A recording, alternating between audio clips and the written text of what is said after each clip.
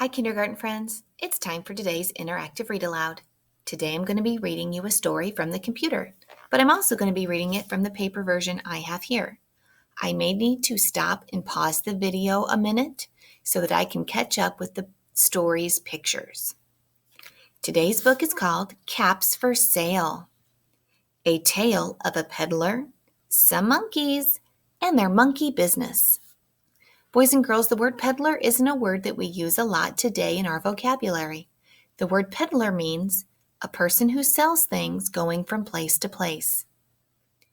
Today's story has a peddler in it, and he is selling caps. A cap is the different way to say hat.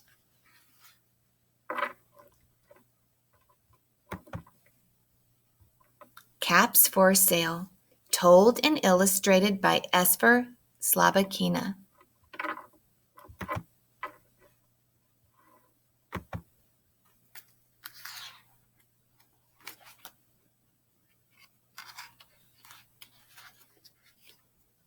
Once there was a peddler who sold caps, but he was not like any ordinary peddler carrying his wares on his back.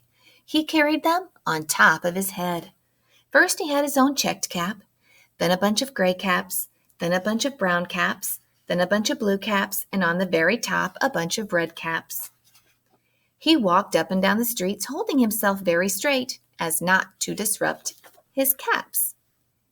Okay, boys and girls, do you understand what it means when he says he doesn't want to upset his caps or disrupt his caps?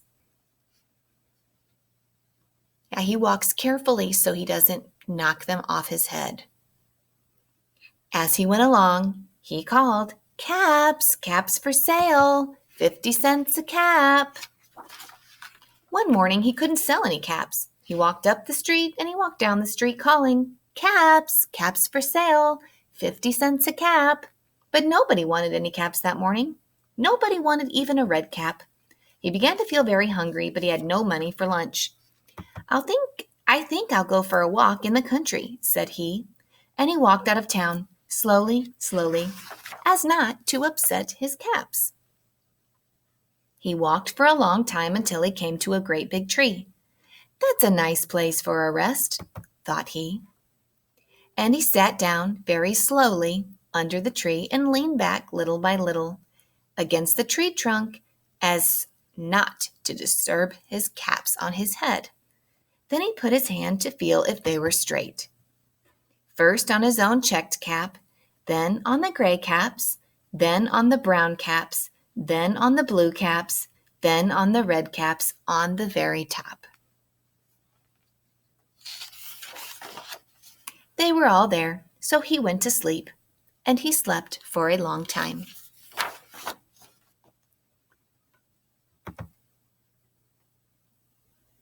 When he woke up, he was refreshed and rested.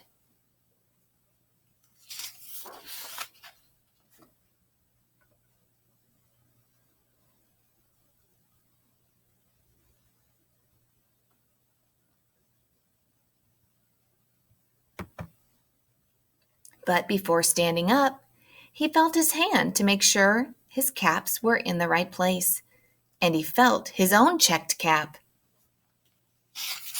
He looked to the left of him. He looked to the right. No caps, no caps. He looked in the back of him. No caps. He looked behind the tree. No caps. Then he looked up into the tree, and what do you think he saw? On every branch sat a monkey. On every monkey was a gray or a brown or a blue or a red cap. The peddler looked at the monkeys. The monkeys looked at the peddler. He didn't know what to do. Finally, he spoke to them. "You monkeys, you," he said, shaking a finger at them. "You give me back my cap." But the monkeys only shook their fingers back at him and said, "Tss, tss, tss." This made the peddler angry, so he shook both of his hands at them and said, "You monkeys, you give me back my caps." But the monkeys only shook both of their hands back at him and said, "Tisk, tisk, tisk." Now he felt quite angry. He stamped his foot and he said, "You monkeys, you better give me back my caps." But the monkeys only stamped their feet back at him and said, "Tsk, tsk, tsk." By this time, the peddler was really, really very angry. He stamped both of his feet and shouted, "You monkeys, you must give me back my caps." But the monkeys only stamped both their feet back at him and said, "Tsk, tsk, tsk." At last, he became so angry that he pulled off his own cap, threw it on the ground, and began to walk away. Boys and girls, what do you think is going to happen next? What are the monkeys going to do?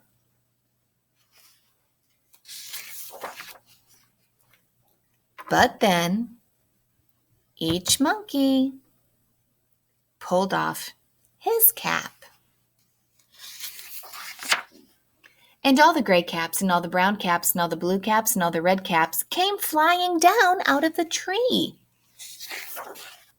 So the peddler picked up his caps and put them back on his head.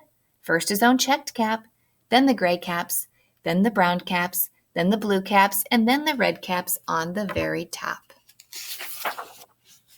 And slowly, slowly he walked back to the town calling, "Caps, caps for sale, 50 cents a cap."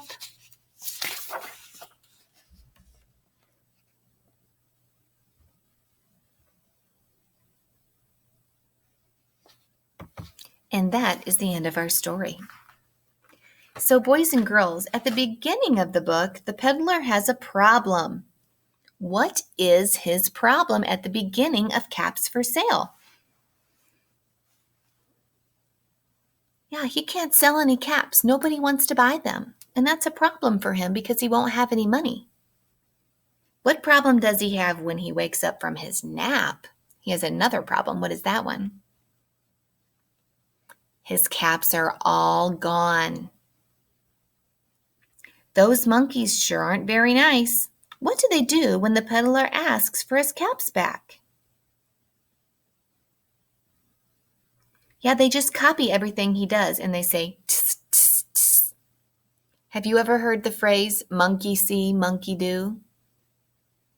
Monkeys are known for imitating others and doing things other people or other monkeys do. It's funny that they were imitating the peddler. Why do the monkeys finally give the peddler his caps back? Since they copy everything he does, when the peddler throws his own cap on the ground, the monkeys throw their caps down. It's pretty funny. Do you think the peddler meant to do that on purpose? Do you think he knew that the monkeys were going to throw his caps to the ground? Yeah, I don't think he did. I think he was just so angry. He just did that because he was angry, but it turned out to be a good solution to his problem, didn't it? What do you think of the monkeys in this story? Do you think the monkeys are silly or naughty? They do cause up some trouble, don't they? The author made this story up. So what do we call a story that is made up? Do we call it fiction or nonfiction? Yeah, it is a fiction story. Do you think this story could happen in real life?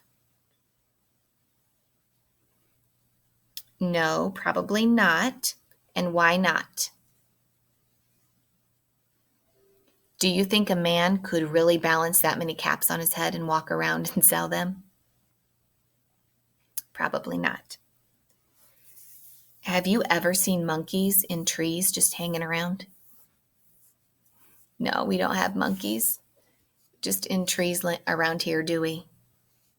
So this story probably couldn't take place where we live. All right, thank you for being such good listeners today, boys and girls. I hope you enjoyed Caps for Sale.